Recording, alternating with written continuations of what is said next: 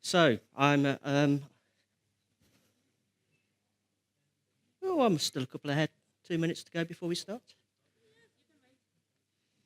Tell you what, I'll just do the intro bits because that's always boring. So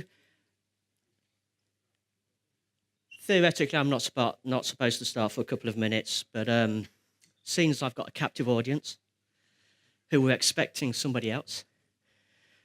So my name's Martin Widlake. If you enjoy the talk, if you don't enjoy the talk, my name is Chris Saxon. So please remember that when you give feedback. And if anybody saw Tim Hall this morning begging for good votes because of his horrible life, well, mine's been worse. Tim's got this habit of doing everything that I do, only slightly better. So I've got a degree in genetics. He's got a PhD in genetics. About cabbage sex. Honestly, his PhD is in cabbage sex. My degree was in, my final year project was in grasshopper sex. There you go. So, seeing as this might not be the session you're expecting, I'm going to talk about instrumentation, about how I actually managed to last as a computer programmer. Couple of things you need to know. People usually say how long they've been doing the business and all that. I love cats. I think that the fact the internet was invented and they put all those cat videos up was just the peak of humanity. Sadly, I don't have either of these two ladies anymore. I can't get any more cats at the moment because my wife left me, which she didn't. She actually just lives in a different country at the moment. So it's like leaving someone, but without officially signing the paperwork. Now, she's just working abroad, so I bounce between Switzerland and the UK. So owning cats at the moment would be a little bit difficult. I've written a book, or helped to write a book, I should say, and you'll see that my name is at the most important place, which is just before the bottom name. So people always remember the top name, which is my excellent friend Arup. They always remember the last name, which is my other excellent friend Alex. And in between come the rest. And I'm the bottom of the rest. I'm an ACE director, and I'm a member of the oaktable.net. How many of you know about the Oracle Oak Table? Not many. How many of you are predominantly Oracle-based in your work? How many of you have never logged into an Oracle database? Good for you. Okay. What else can I say? UK Oracle User Group. I'm almost as old as I look, and I am semi-retired, which means I swan about the European circuit doing presentations and talks on my wife's expense. And I still do work a little bit, but this is mostly what I do. I'm passionate about user groups. I'm really happy to be here in Latvia talking to you guys and gals. And I am now, because I am stupid, president of the UK Oracle User Group, which means I get to sort out lots and lots and lots and lots of problems, which is great. And I give it about 3 years, and I think I will die. So, we must be on time now. I walk around a lot when I present, I'm sorry. It makes the camera harder to track you. I believe it's automated, isn't it? So, what makes a good code developer? I write code very slowly compared to other people. I'm not a fast programmer. I am mildly dyslexic.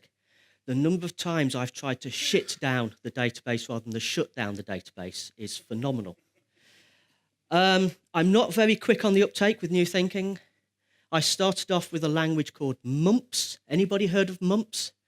Yay, Bryn knows about Mumps. And then I swapped. I got taken on by a company called Oracle.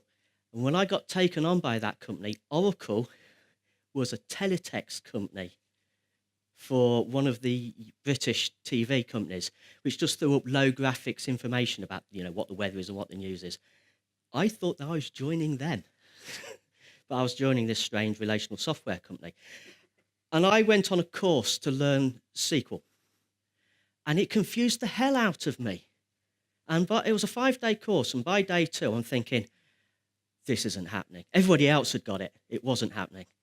And then it clicked, and I suddenly realized what it was all about, how it was relational, how it was processing groups of data, and then I was okay. But I was 24 hours behind the rest of the course. I have a poor memory. I can't remember tricks.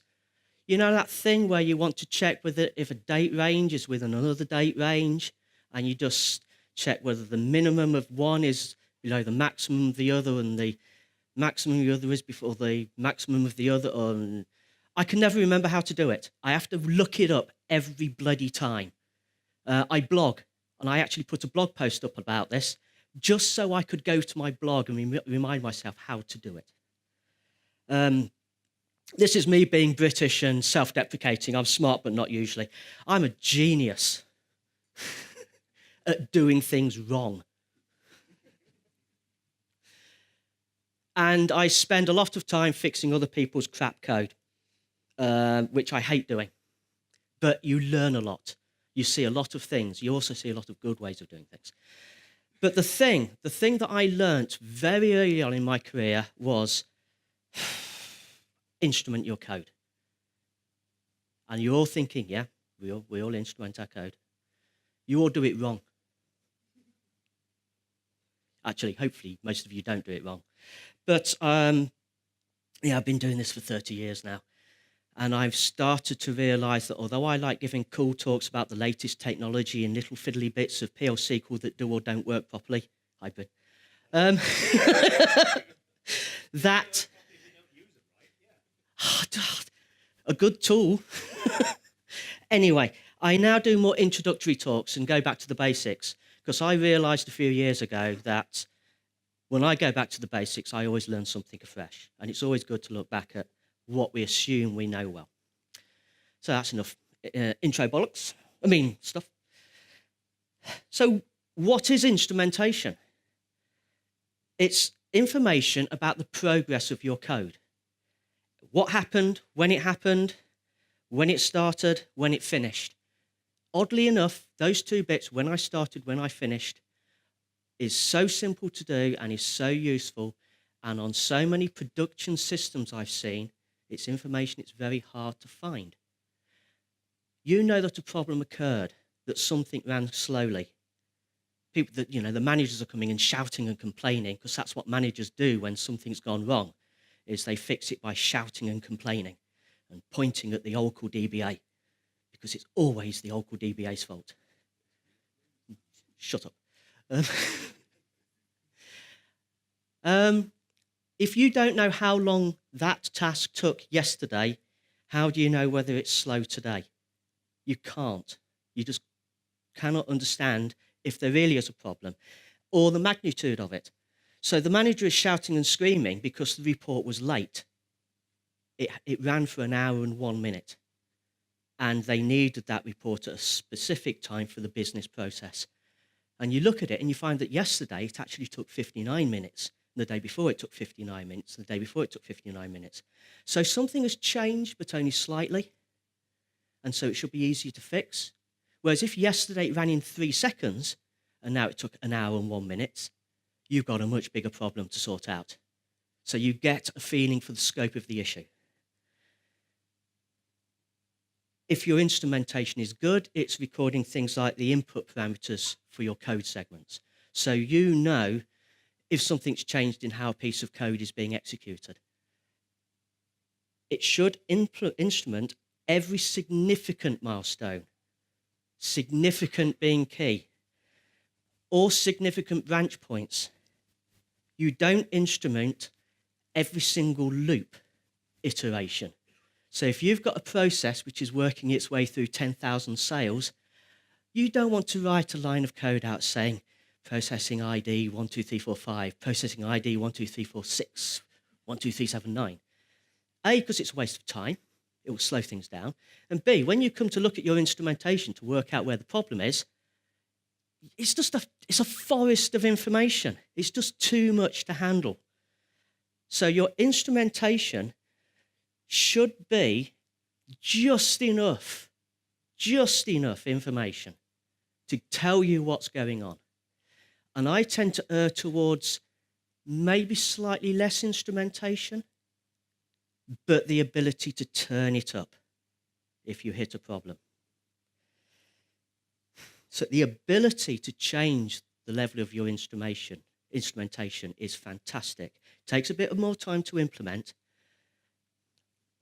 If you've got a piece of code and it's gone production, you're the developer, you own it, it's your problem to fix it, and the code is running wrong, the system administrator's come and told you, and you go, right, we need to re-release this piece of code when it's been compiled for a higher level of instrumentation. Are they going to do that? Or are you going to face 3 weeks of change management to make it happen?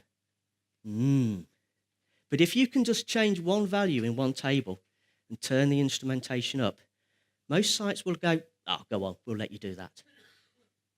So being able to change the instrumentation level on the fly not only is a nice feature for the sake of just instrumentation, it can also remove problems you have with the politics and the control within your organization. Changing a value in a table is far easier than re-releasing a piece of code.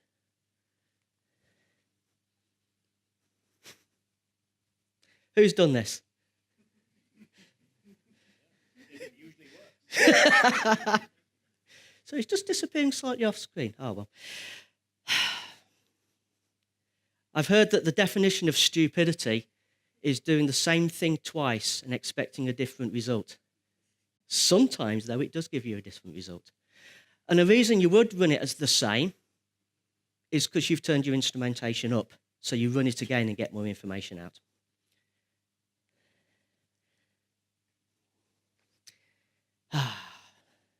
So I had this job about 2 years ago, and this customer wanted to upgrade to the next version of Oracle, and they had a couple of stipulations, and one of them is nothing at all must run slower. This was not a small application. This was a very large banking application. And if any of you have touched any relational database in your life and done an upgrade, you know when you upgrade, some things get faster, some things get slower. Always the way. Hopefully, most things get a bit faster and very few things get slower. So when they said, can you do this? I said, no, it's impossible. Some things will go slower. And they said, well, we're not sure you're the right person for the job. And I went, good, because if you think that's possible, I'm out of here. So I took the job on. And they didn't even know how long most of their business steps took. And this is a large international bank. I won't say who they are because there's a camera on me. So I looked at the system for a little bit, and it turned out they had got instrumentation, but they just were not looking at it. And in fact, nobody had looked at it for ages. And I was thinking, oh, why me?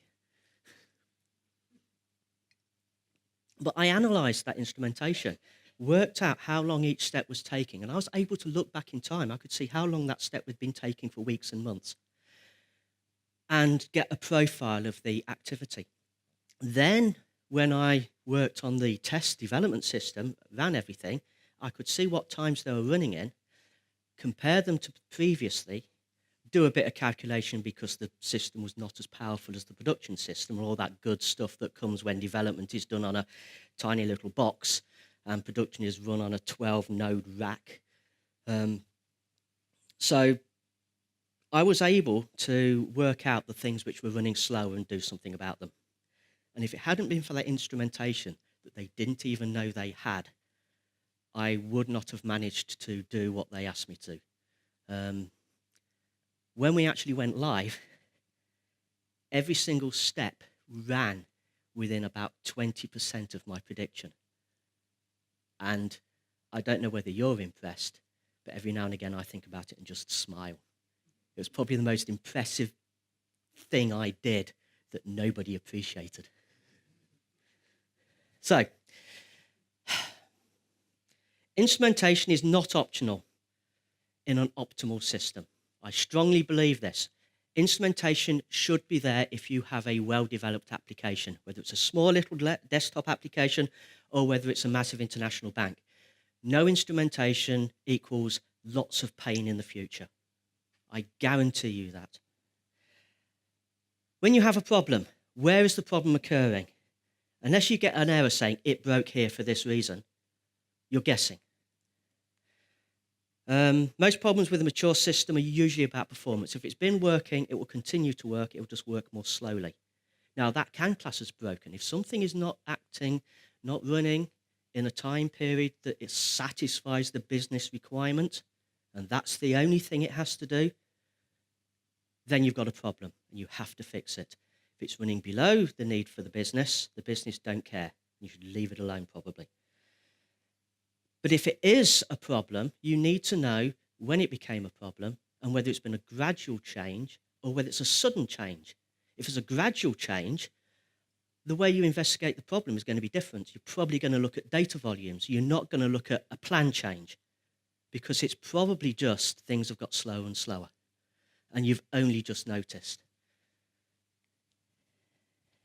So, Module X is running slowly. Which bit? I'll actually move on to this. This is instrumentation. Will this work? Oh, kind of. So you've got your steps 1 to 7. Initiation, collect data type B, A and B, pre-process data type B, collate and process, place the results in the target tables, clean up. You have the amount of time spent. Now, I'm going to look at that, and I know I need to make that run faster. And I also look at the code, and I realise that this bit up here taking 5 seconds. Did I mention I'm a genius? I look at the code, and I realise I can actually rewrite the SQL slightly differently, and I can get that down to sub 20 milliseconds. Okay? I'm a tuning genius. And it's absolutely no bloody use whatsoever, because I will only reduce this runtime by a maximum of 5 seconds. I am wasting my time.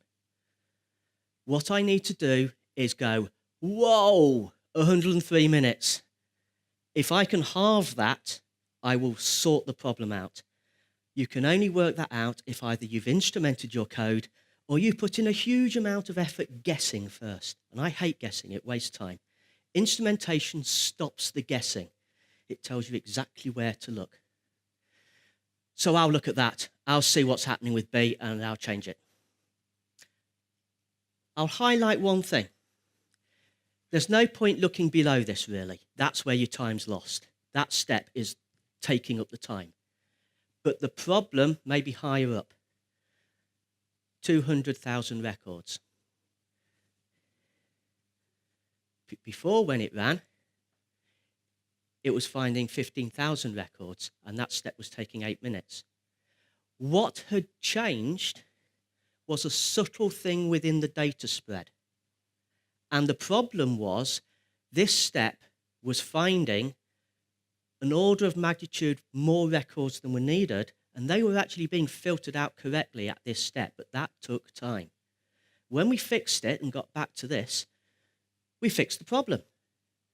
So look for the bit that takes the longest time. Everything else is moot. Moot meaning you don't care. Unless there is a change in the previous step or steps, which is changing what's being fed down. This is a rare situation. Normally, you just find that 103 minutes and fix it. But occasionally, the fix is further up. Okay. Tom Kyte. Tom Kyte was perhaps the most well-known exponent of Oracle technology and problem solving. Employee of Oracle who set up his Ask Tom website. Ask Tom is still going, and in fact, the person I've replaced, and replaced means I killed him, is Chris Saxon. He is now on the Ask Tom team. And Ask Tom answered your questions. Well, Tom was asked, how much overhead does instrumentation take? Because this is extra code. This is doing extra stuff. And he paused for a second, and he said, about minus 10%. Huh? And his reasoning is, If you've instrumented your code, when you have a problem, you fix it more quickly. Even better, you can track the change in time taken and predict when a problem is going to happen. Client I worked with earlier this year, their system was one of the best I've seen ever. They had no significant problem. But what they wanted was the ability to look at, were problems going to occur? That's their aim, is they want to fix the problem before it actually annoys the customer. Wouldn't we all love to work in a place like that?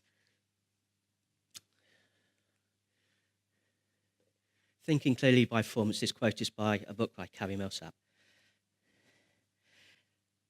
The Oracle database is instrumented heavily, and this is a great thing about Oracle. I know Oracle is an expensive product.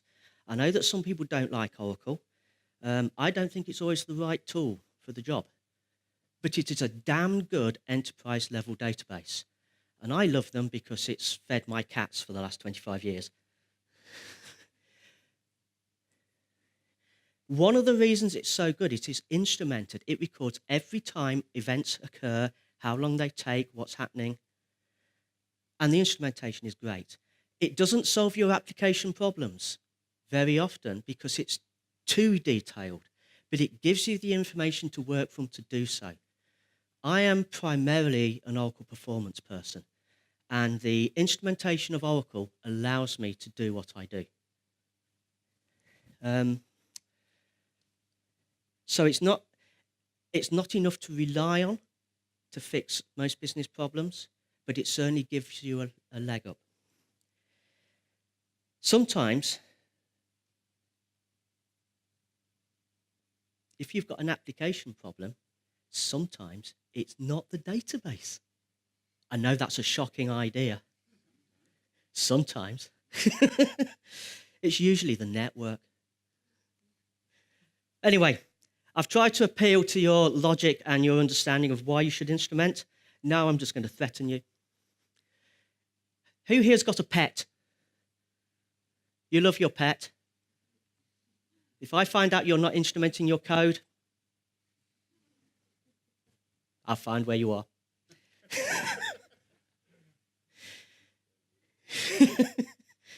The strange thing is, we tend to all instrument our code, most developers. The developers among us, are any of you going to admit to doing any of these things? You remove the debugging. When we debug, we are instrumenting. You remove your debugging information when you release the code to production, because it's strictly speaking not part of the application. So you don't want it in there because it's just a little bit that might need to go wrong or could go wrong. So you strip it out. You might remove it because the production rules, the architect of your system demands that the only code that goes to production is actual application code and none of this non-functional stuff. Anybody worked in a regime like that? Yeah, I've had to do it before now. We debug by writing out to the session, but that is often a problem on a production system, or you can't get to the information easily. So it might still be there, but we can't get at it. I know that some people remove the instrumentation or don't even bother in the first place because they're never going to see it because they're the developer and they're not looking after the production system. So it's no good to them. It doesn't help them in their lives. So they just take it out. And of course, there's that last point, which is our code never goes wrong because we're really good at developing, aren't we? It's those other idiots, the people who do Java. So, instrumentation is a form of communication. If you leave your instrumentation in, it means that, and it's accessible, it means that the people who are looking after the system can look at that instrumentation and feed back to you what the problem is, because eventually they're going to ask you to fix it, you, the developer. So you want to put in instrumentation that helps them identify the problem quickly and then tell you what it is, and then you can look at how to fix it. Because you're actually all working for the same business. You are all actually in the same team. I know it's a bit of a shock, but the system administrators and the DBAs are actually still human, okay? And not all developers are morons, and we are all in the same company, and we should be working together. I wish there was no split between the two. Some organizations there aren't, but usually there is. So your instrumentation is a way of communicating to the system administrators and the DBAs and stuff about what's going on. And they can use the output of the instrumentation to communicate to you, the developer, where the problem is. So we all instrument and we write information out to log files on the file system, don't we? Yeah? It's the most common form of instrumentation. It's database agnostic. You just throw the information out to the session or out to a log file. Very easy. It's better than no instrumentation at all. This site I worked at, half their instrumentation was log files, and I was able to extract information out of the log files to give me some stuff. So certainly log files are much, much better than no instrumentation. But it's only available to those who have access to the file systems and directories where it's stored. And it's unstructured.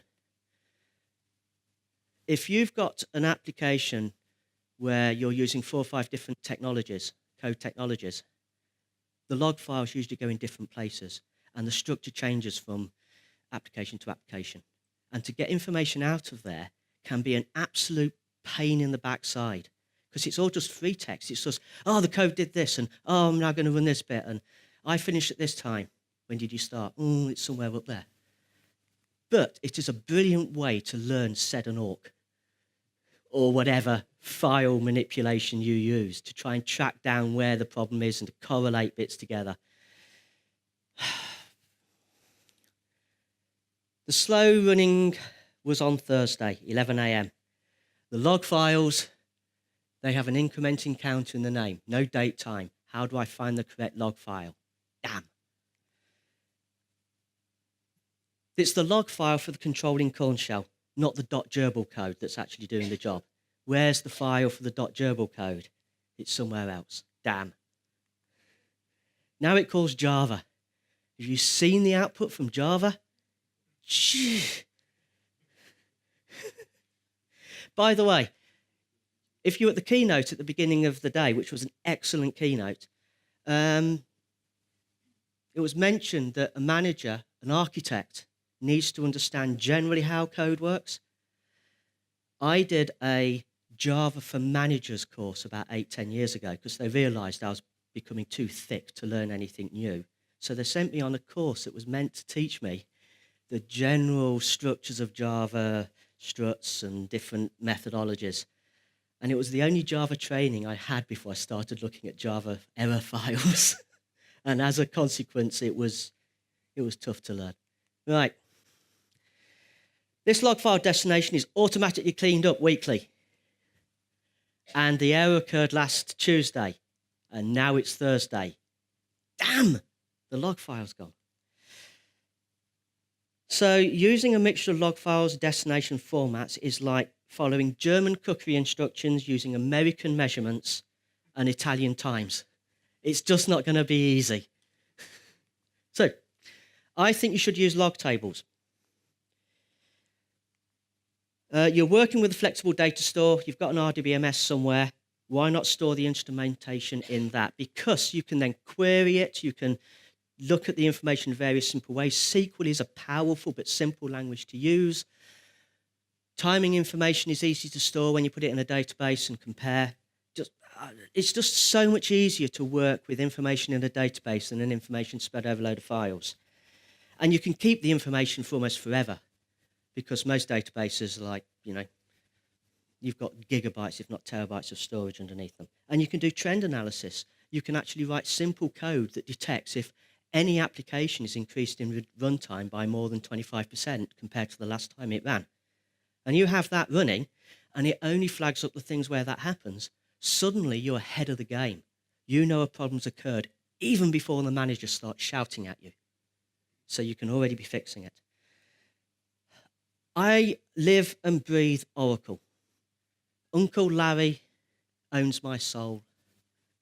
I don't care what database you use, actually. Use MySQL, use Postgres, use SQL Server. Don't care. Just use whatever you've got on site and you're most used to using.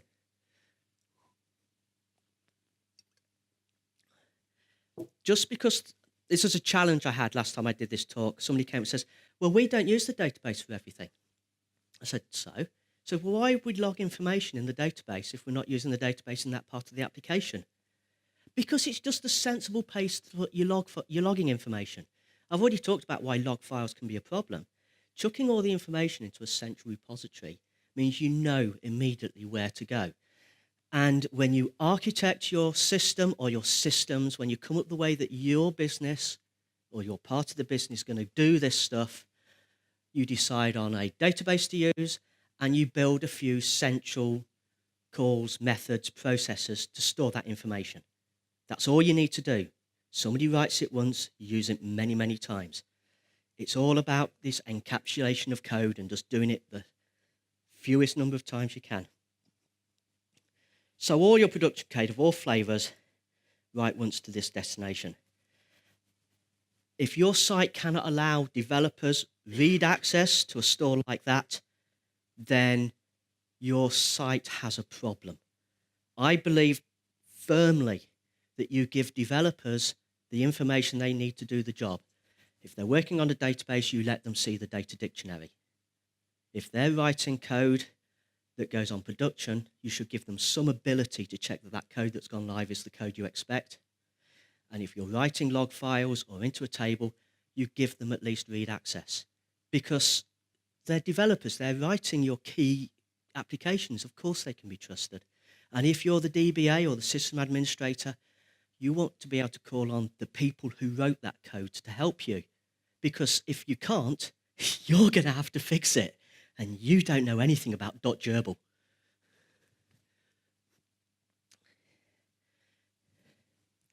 So use simple ANSI SQL to analyze the data, write the reports for the managers so that they can see what's going on.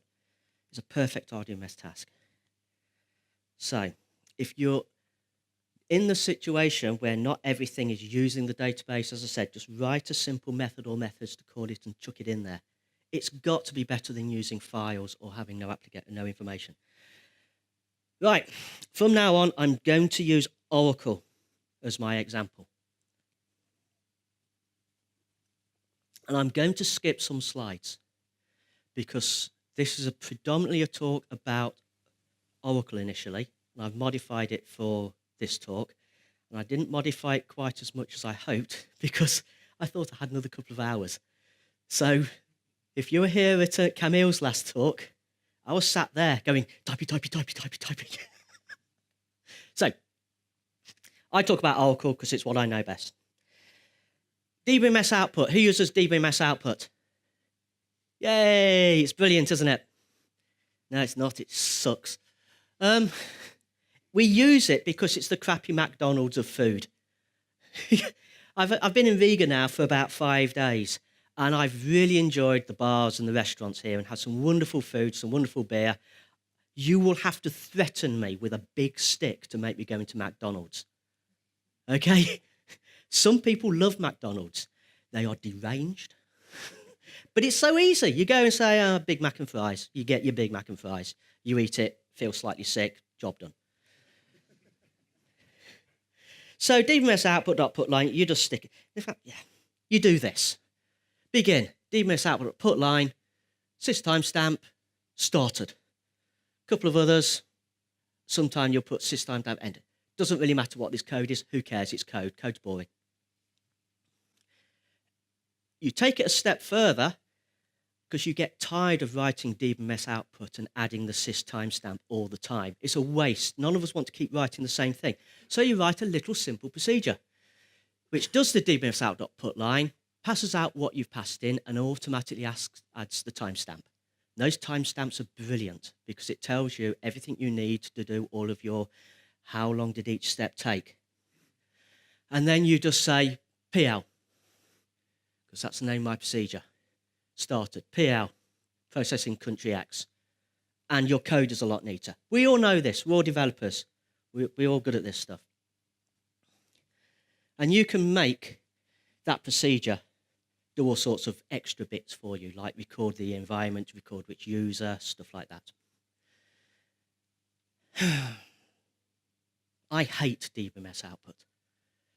I'll give you an example why. I worked on a project where we were taking a billing system for an enormous service provider in the UK doing electricity and gas and telephones and anything else they could sell. And they'd written this project called Fire. And it was called Fire because it was going to melt the awful mess of the ICE project they did 2 years previously. And I was the development DBA. I was there to check everything that was developed and look at any performance problems before it got to production. I had no production responsibility at all. There was a team of 15 production DBAs, 3 development DBAs. Production DBAs used to go home at 5. I used to go home about 7 or 8 because there was always a stack of people needing help. We went, got this system, and part of what it did was pour information out about exceptions into a specified file structure with a very, very carefully developed application, internal application, processed. And this was business vital. They'd done all the testing, everything was good, went live, ran the system, ran the find the exceptions report, didn't run 5 minutes, didn't run for 10 minutes, ran for an hour and a half, and died. Because it was using DBMS output. And in that version, if you exceeded 1 million bytes, it just died and threw the information away. And when that happened, oh, there was a lot of crying and wailing and finger pointing and shouting. And in amongst all of this, this small guy went, I can help. Thankfully, it was modular code, and they got one point where they called DBMS output. And I spent one of the most intense hours of my life recoding it to use something called util file IO, which threw it out into a log file, which is what they wanted. And it worked. So we went from absolute disaster, where we're going to have to roll back the whole implementation, and we weren't sure that would work, and it was definitely going to exceed into the actual working week, to they managed to implement the whole system because I did that 1 hour of key development, getting rid of DBMS output. What was my thanks? Not even a beer. It was, excuse my colloquial English, fuck all. But I fixed the problem. But that's part of the reason I hate DBMS output. There's a couple of slides about it, but I'll just talk through them. If you don't set server output on or the DBMS output on to begin with, you write the information to it and it disappears. All of us who have used it have had that thing where we run our code, look at the output, and there is no output because we forgot to turn it on. Then there's a thing about if it exceeds a certain amount of space, it dies. It's actually a file-in, file-out stack, a FIFO stack. It was never developed to be used for instrumentation. It was developed to hold information for a short period of time. Then somebody in Oracle thought, well, in SQL Plus, let's just chuck the contents of that file back at you if you've not actually cleared it up. Suddenly it became instrumentation. We all use it for that. To the point where if you think you need to store information temporarily, and now I've told you this is what DBMS output is for, please, for the love of God, don't. Because it's used so much for instrumentation, you'll break something. Right.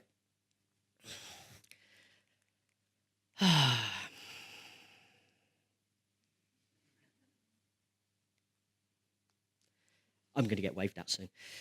So, use a log table.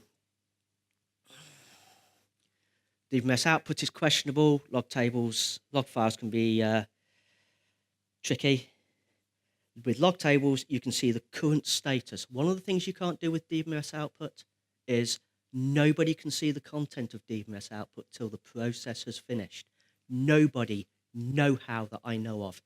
Even the likes of Camille and Timur and other people I know have dug into the internals of Oracle. They cannot see the content of DBMS output for a session until it finishes and it gets thrown back to the session. Log tables, you can look at as they're being used. So not only have you got all the advantages of it stored in a relational pool, but you can see real time what a process is doing. And my goodness, that's useful. It's like doing a tail on your log file, but of course it's there for all applications. So when I've worked in a situation where we're using log table, I can keep track of half a dozen different key processes, see where they're getting up to. And you can see if it's progressing or not. Sometimes it just dies. Is it still processing? Is it not? If you're using a log table, then you can look. So a simple log table, process name, start time stamp of that run, the time stamp of the entry, the status of the process, the level of logging you've got on, the text and the code. I have one column for log text. A mistake I've seen over and over and over again with log tables is people add individual columns to hold specific pieces of information. And within a few weeks, few months, you get to the point where A, this table's bloaty as heck, and also you don't know which columns to look at for which application. So just stick it in a text file and have some business rules about what you record in there, such as if it's the start and end of a process, it just says started and end process, nothing else, and then you can pick them out easily. And you just have half a dozen of these rules. It's amazing. Some of you are thinking, God, that's going to get messy really quickly. But it doesn't. You have rules for the key bits of information, and then you use your human brain to analyze the rest of the information. So you just have that. And you get an information like this. Started here, ended here, did these intermediate commits. No time not showing each and every commit. That's over instrumentation. You don't want the forest. You just want the trees. And so you record the minimum amount of information to let you know what's going on. If you're using Oracle, if you use autonomous transaction, you can call this from anywhere and it doesn't change the commit state of your process. It's run in a little sub-process. So if you use Oracle PL/SQL and you do not know about autonomous transactions, you really, really will benefit from looking into it. It's like running a little sub-process to one side doing this stuff. And I have this little thing where if PV log level is above a certain value, I also spit out DBMS output. So I can up what's happening with the log level.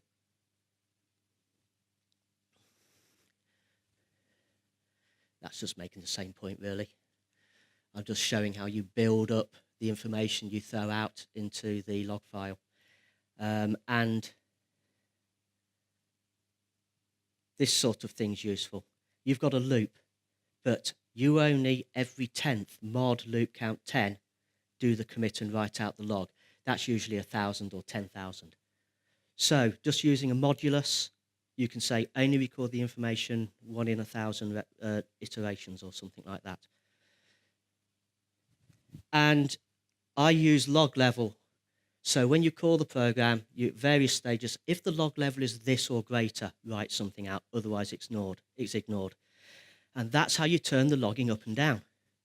So every time this application is executed, this piece of code is executed, you can either pass in the log level or you can have a table holding each application and what its log level is. And then you can turn the instrumentation up and down. Koshka.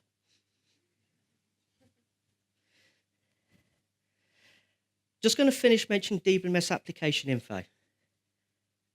Who of you are PL/SQL developers? And keep your hand up. How many of you use DBMS application info? Right, all of you who put your hand down, I think you would benefit from looking at this. And I think it would actually make your career better and it would make your life better. Because something I've learned over the year is the less effort I spend doing my job, the more time I have petting my cat. There's also the thing that once you get better at your job, you earn more money. But, you know, I'm above such considerations. So DBLIS application info is dead simple.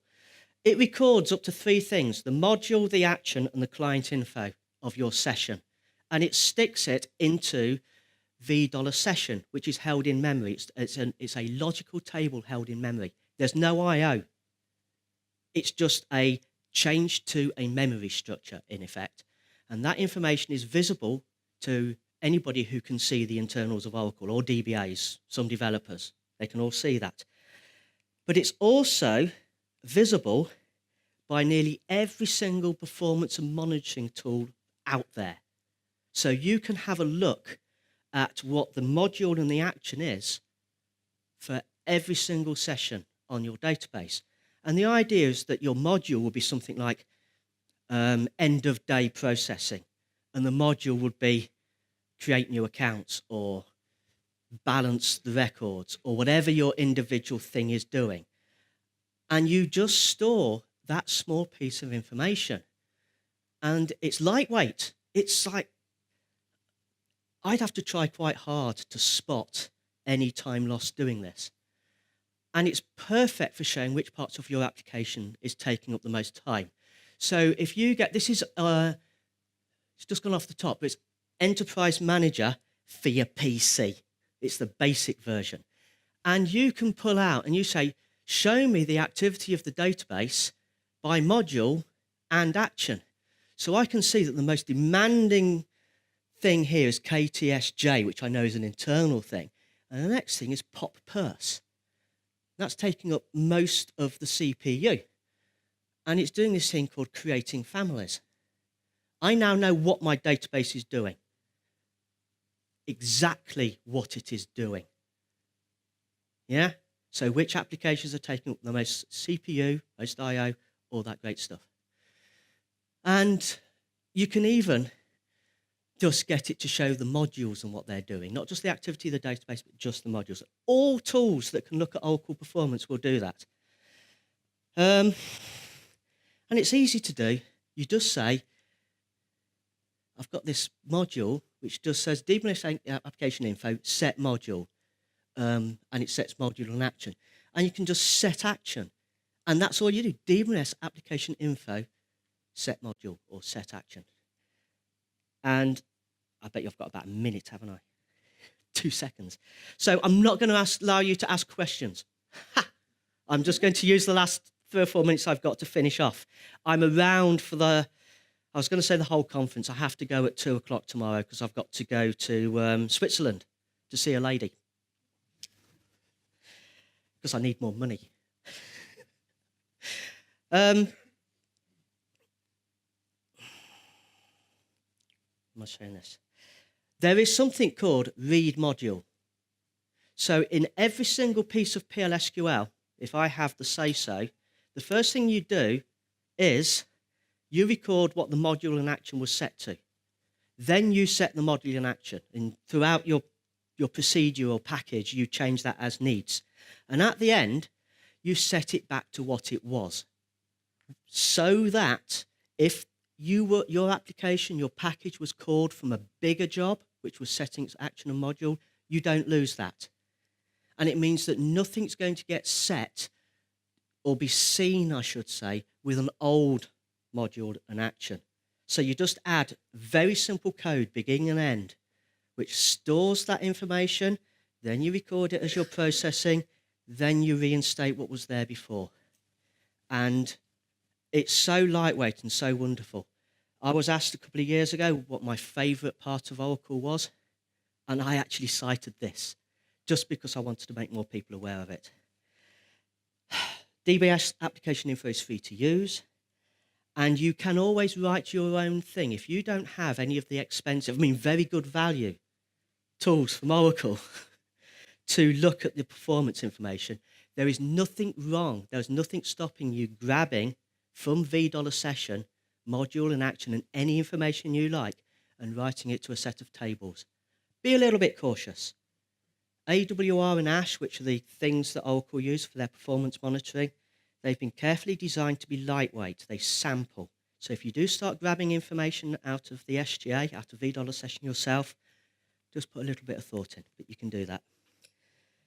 And once you know where your problem is, then you can have the exciting part of your life, which is working out how to fix it.